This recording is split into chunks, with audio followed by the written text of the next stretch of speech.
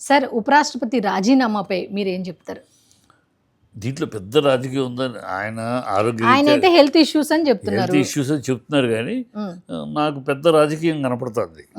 ఇక్కడ నితీష్ కుమారు తనకు ఉపరాష్ట్రపతి పదవి కావాలని ఎప్పటి నుంచో ఇప్పుడు నితీష్ కుమార్ సపోర్టు చంద్రబాబు సపోర్ట్ తోటి ఈ గవర్నమెంట్ ఉంది.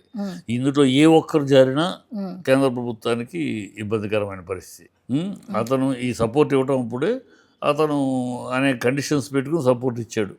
నాకు స్పెషల్ స్టేటస్ కావాలి, తర్వాత ముందు ప్యాకేజీ ఇచ్చేశారు. స్పెషల్ స్టేటస్ ఉపరాష్ట్రపతి పదవి కోరుకున్నాడు అతను. అది ఇవ్వడానికి అంగీకరించారు అప్పుడు ఓవరాల్గా. అది ఇప్పుడు ఈ అయినాకంటే అప్పటికి ప్రభుత్వం అయిపోయి మళ్ళీ కొత్త ప్రభుత్వం వస్తుంది కదా.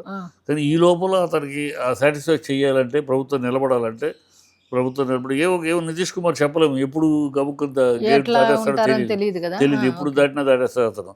కనుక అతను దాటినకుండా ఆపుకోవాలంటే తప్పదు. అందుకని పైగా ఈయనకి ఇంకా 2 ఏళ్ల పదవీకాలం ఉంది. ఉండగా వదిలేసింది. ఈ 2 ఏళ్ళు ఇతను ఉంటాడు.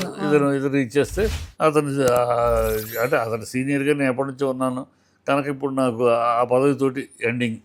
ఆ పదవి తర్వాత కుదిరితే ప్రెసిడెంట్ అవ్వచ్చు అని ఎలిజిబుల్. బీహార్ కదా, బీహార్ వాడు. పైగా దీన్ని ప్రధానమంత్రి నరేంద్ర మోదీ కూడా వెంటనే స్వాగతిస్తూ ట్వీట్ కూడా చేశారు. ఎందుకంటే ఇక్కడ రాజకీయం ఉంది, ఇక్కడ అతన్ని చెయ్యాలి. ఒకటి నితీష్ కుమార్, ఇంకోటి నడ్డా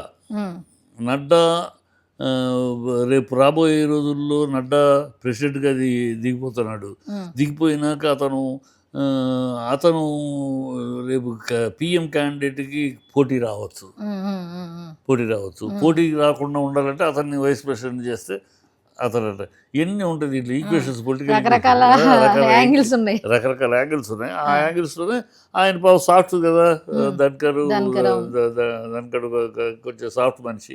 చెప్పుంటాను ఆయన నీకు ఎందుకు శుభ్రంగా చెయ్యి, రేపు గ్యాప్ వచ్చిన తర్వాత కాబట్టి ప్రెసిడెంట్గానే నీకు అవకాశం వచ్చే. ఇప్పుడు south India next, south Indian north Indian మళ్ళీ అవుతారు. సో ఆ లెక్కలో ఇప్పుడు మనకి ఆ మార్పు చేసేటప్పుడు నేను ప్రెసిడెంట్గా నేను చూసుకుందాం, ఇప్పుడు దిగి ఆయనకి ఇచ్చేద్దాం అని ఇంటర్నల్ నాకు రాజకీయంగా నాకున్న అనుభవంలో కనపడుతున్న దృశ్యం అది. నాకు అంటే చాలా మంది చెప్పేది ఏంటంటే ప్రధానమంత్రి నరేంద్ర మోదీ ఏం చేసినా ఏదో ఒక లాజిక్ ఉంటుంది దాంట్లో, ఏది రాజకీయ లబ్ధి లేని చేయరని చాలా మంది ఊరికే చేయడం. అంటే ఈ కలామిటీ రాకుండా ఈ ప్రభుత్వం నడకకి జరగకుండా ఉండాలంటే ఇప్పుడు నితీష్ కుమార్ని ఫస్ట్ సాటిస్ఫై చేయాలి. నితీష్ కుమార్ని సాటిస్ఫై చేయాలంటే అతనికి అతని మీద కేసులు లేవు. ఇప్పుడు చంద్రబాబుని సాటిస్ఫై చేయటం కేసులు ఉన్నాయి. ఈ కేసులు పెట్టుకుని మూసుకుని కూర్చో, నువ్వు ఏదైనా గట్టిగా మాట్లాడితే ఈ కేసులు అని భయపెట్టచ్చు. నితీష్ కుమార్ గారి కేసులు లేవు, ఏ కేసులు లేవు, అతను ఏ కేసులు పెండింగ్లో లేవు. సో నితీష్ కుమార్ గబుక్కుని టాటా బై బై అన్నాడు అనుకోడు, ఇబ్బంది వచ్చేస్తుంది. కనుక అది కానకుండా ఉండాలంటే అతన్ని గౌరవంగా అతని కోరికను మన్నించి తీరాలి. ఇంకో పదం కూడా బయటకు వచ్చింది సార్, ముఖ్యమంత్రి మన చంద్రబాబు నాయుడు గారు ముఖ్యమంత్రి ప్లేస్లో అటు ఉపరాష్ట్రపతిగా ఆయన వెళ్తే నారా లోకేష్ సీఎం అవుతాడు, ఇట్లా మాట్లాడదు. దీని మీద ఏం చెబుతుంది? ఇవన్నీ ఊహాజనిత అంత సీన్ లేదులే కానీ చంద్రబాబు నాయుడు ఉపరాష్ట్రపతి ఆయన హిందీ రాదు, ఇంగ్లీష్ రాదు, ఉపరాష్ట్రపతి కానీ ఇవన్నీ అనుకుంటారు. ఆ మాట్లాడికే ఉంది వాళ్ళ కూట మీద ఢిల్లీలో ఇట్లా చక్రం తిప్పుతున్నారు. ఏముంది అసలు అమెరికా అమెరికాకి ప్రెసిడెంట్గా రమ్మని కూడా అడిగారు చంద్రబాబుని అంటారు. ఇలా మా కూట మాట్లాడుకు అమెరికాకి ఎలక్షన్లో కంటెస్ట్ చేయండి, అమెరికా అంతా మిమ్మల్ని కోరుకుంటుంది, చంద్రబాబు లాంటి విషనరీ కావాలని కోరుకుంటుంది అని కూడా చెప్తారు. వీళ్ళు చెప్పడానికి సులువులు చెప్తారు కానీ అంత సీరియస్ లేదు. నితీష్ కుమార్ది ఏంటంటే సామర్థ్యం పాయింట్ కాదు ఇక్కడ. ఈ ఉపరాష్ట్రపతికి ఎవరు పొలిటికల్ బ్యాలెన్సింగ్ అంతే.